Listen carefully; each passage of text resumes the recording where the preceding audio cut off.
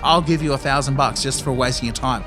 Really, really cool guarantee, risk reversal, right? I'm probably going to give you a couple of bonus ideas apart from the 5 things that I see that kill Facebook ads. I don't care if it's your brand voice, if it's your style guide.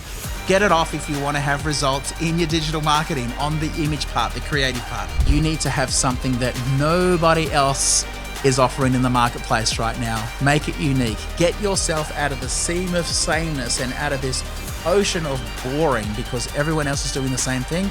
Make your brand memorable, make it stick out.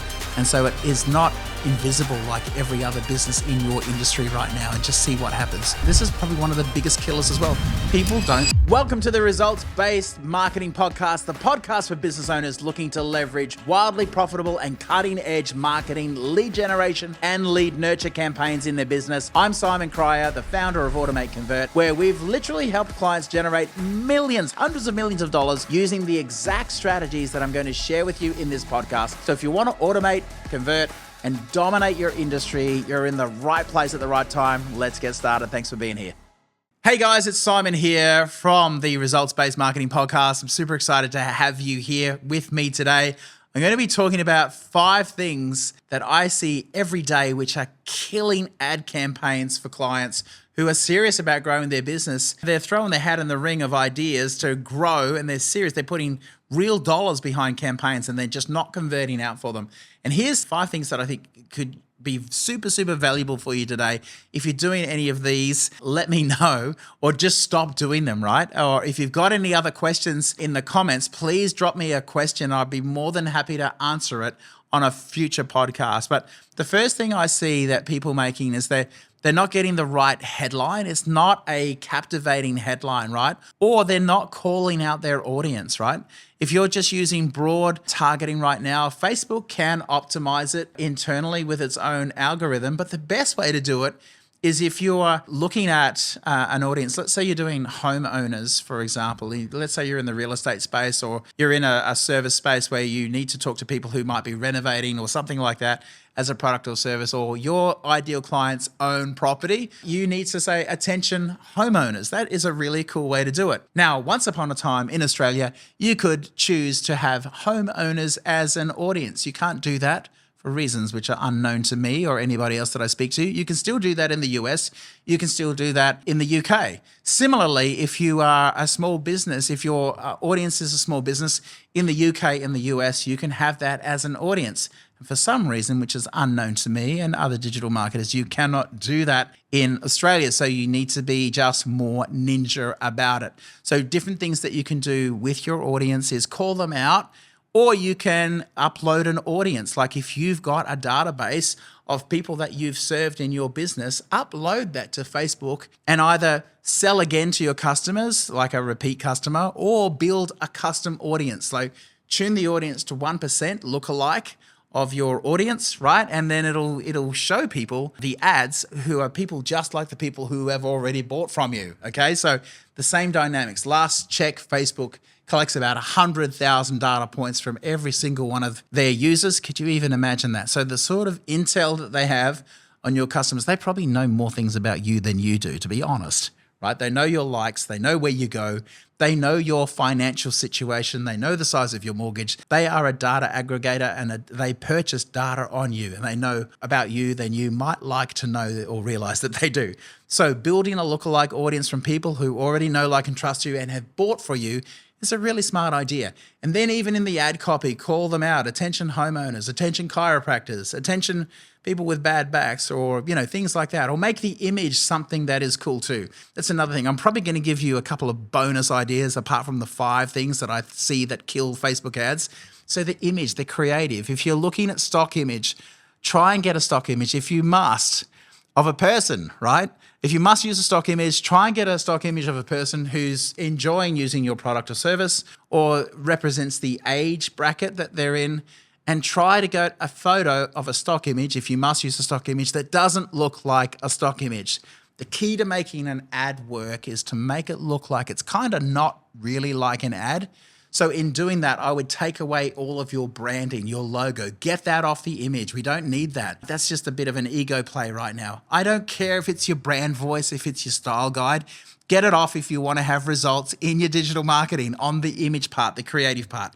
It doesn't need to be about your brand. It needs to be about your audience, your client, your ideal, most profitable customer. Hey, if you're a business owner making between 1 and 5 million a year and you want more consistent qualified leads to grow your business, then why don't we have a complimentary chat? I'm looking to personally invest $26,000 into 7 individual businesses right now who are serious about scaling. Book in a call with me and my team using the link in the show notes below to see if you qualify. Now back to the episode.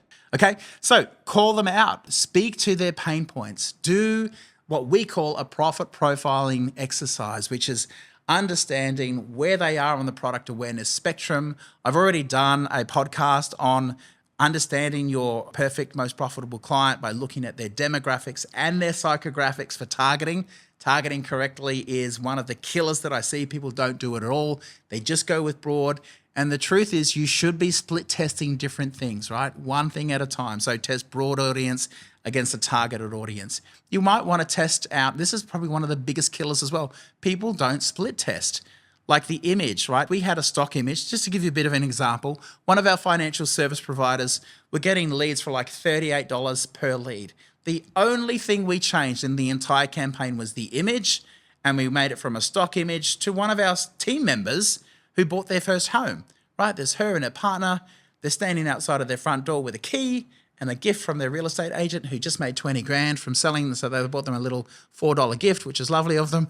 So there they are at the front of their door. That ad went from $38 a lead using the stock image to using one of our team members at the front of their door to $3.80 per lead. That is a 10x improvement, meaning for the same amount of ad spend, they're getting 10 times the amount of leads. So image, please split test your image. Make it not look like a stock image.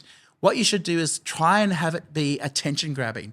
If you're on the Facebook platform, it's really day trading for attention. You need to be getting cut through. So make your image, mess around with it a little bit, increase the color saturation, increase the contrast. So it's a richer, more brighter ad that sort of leaps off the page. It's going to do really, really well for you. The second thing that I see, we're talking about a bunch of things, I've talked about 4 already. The second major thing I see is people asking for marriage on the first date. Don't do that. It's just so dumb. Stop reaching for someone's wallet on the first interaction. Give them some value first. Make it easier for them to say yes to. Go out for a coffee before you ask for a hand in marriage, right? Too much pressure too soon is never going to convert into a meaningful lead or a meaningful business relationship for you. It's just too eager. It's too much too soon, right?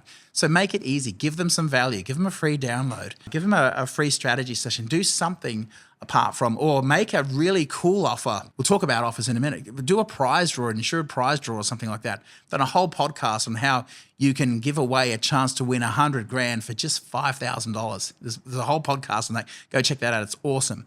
All right, and giving calls to action. My goodness me. I've seen so many ads that just don't say, here's what you need to do now. It's just like, we're great, we're awesome, oh well.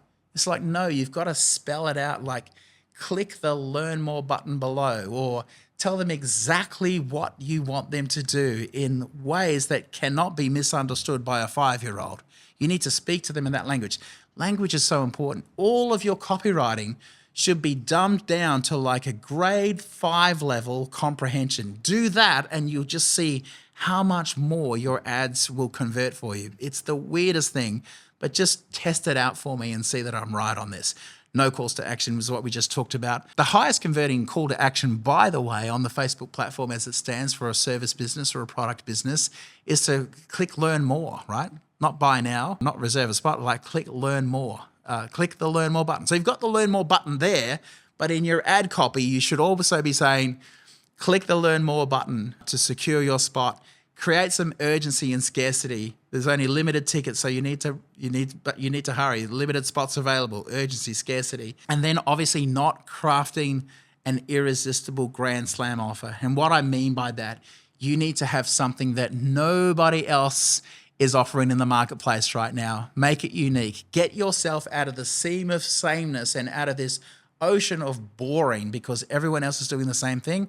Make your brand memorable. Make it stick out. And so it is not invisible like every other business in your industry right now and just see what happens. So create an irresistible offer which is unmatched, because if your offer is the same as everybody else, you've got the risk of being commoditized. And if you get commoditized, then guess what? You're competing on price. And if you're competing on price, then guess what? That is a race to the bottom. No one makes any money. Everyone goes bankrupt. It's just dumb. So compete on a different level, right?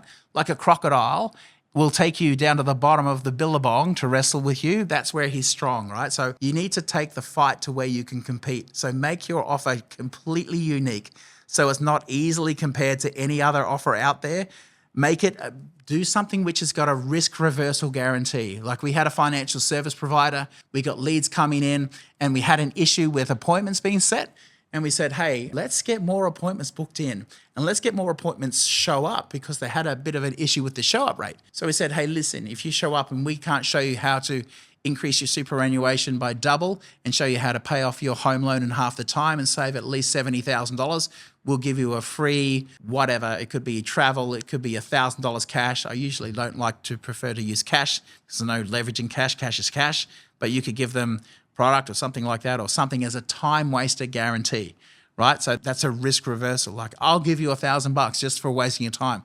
Really, really cool guarantee, risk reversal, right? And so there's some of the things that I would recommend as looking at must-haves for your ad copy, for the elements of things that are going to convert. So yeah, be unique, get creative about it. Please split test everything that you're running.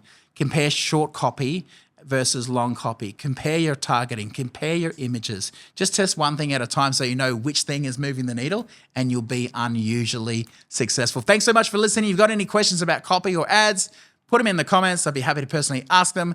Really appreciate your time. The investment of your time is the most valuable thing that you have, and I'm super grateful for you listening here. Thanks so much. Have a great day. Happy marketing.